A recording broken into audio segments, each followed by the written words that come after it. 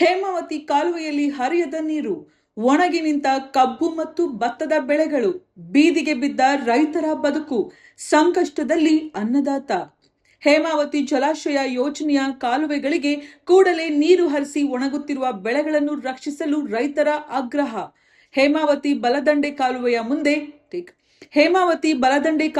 ಮುಂದೆ ನಿಂತು ಪ್ರತಿಭಟನೆ ನಡೆಸಿದ ಸಾಕ್ಷಿಬೀಡು ಬೀರವನಹಳ್ಳಿ ಗ್ರಾಮಸ್ಥರು. ಹೇಮಾವತಿ ಜಲಾಶಯ ಯೋಜನೆಯ ವ್ಯಾಪ್ತಿಯ ಗೊರೂರು ಜಲಾಶಯದಲ್ಲಿ ಸಾಕಷ್ಟು ನೀರಿದ್ದರೂ ಕೂಡ ಕಾಲುವೆ ಹಾಗೂ ನದಿಯಲ್ಲಿ ನೀರು ಹರಿಸದ ಕಾರಣದಿಂದಾಗಿ ಕೃಷ್ಣರಾಜಪೇಟೆ ತಾಲೂಕಿನ ಮಂದಗೆರೆ, ಎಡದಂಡೆ ಹಾಗೂ ಬಲದಂಡೆ ಮತ್ತು ಹೇಮಗಿರಿ ನಾಲಾ ವ್ಯಾಪ್ತಿಯಲ್ಲಿ ಭತ್ತ ಮತ್ತು ಕಬ್ಬಿನ ಬೆಳೆಗಳು ಒಣಗುತ್ತಿವೆ. ಕಟಾವಿಗೆ ಬರುತ್ತಿರುವ ಬೆಳೆಗಳು ನೀರಿಲ್ಲದೆ ಒಣಗುತ್ತಿರುವ ಕಾರಣದಿಂದಾಗಿ ರೈತರು ಕಷ್ಟಪಟ್ಟು ಬೆಳೆದಿದ್ದ ಲಕ್ಷಾಂತರ ರೂಪಾಯಿ ಮೌಲ್ಯದ ಬೆಳೆಗಳು ಒಣಗಿ ಅನ್ನದಾತನಾದ ರೈತನ ಬದುಕು ಬೀದಿಗೆ ಬಿದ್ದಿದೆ. ಕೃಷ್ಣರಾಜಪೇಟೆ ತಾಲೂಕು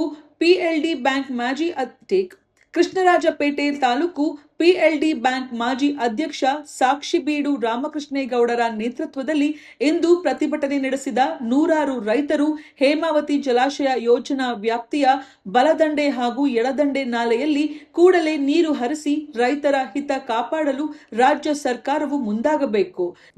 ಜಾನುವಾರುಗಳು ಕುಡಿಯಲು ಕಾಲುವೆಗೆ ನೀರು ಹರಿಸಿ ಕೆರೆ ಕಟ್ಟೆಗಳನ್ನು ತುಂಬಿಸಲು ಕ್ರಮ ಕೈಗೊಳ್ಳಬೇಕು ಎಂದು ಹೇಮಾವತಿ ಬಲದಂಡೆ ನಾಲೆಯ ಮುಂದೆ ನಿಂತು ಪ್ರತಿಭಟನೆ ನಡೆಸಿದರು. ಮುಖ್ಯಮಂತ್ರಿ ಡಿಕೆ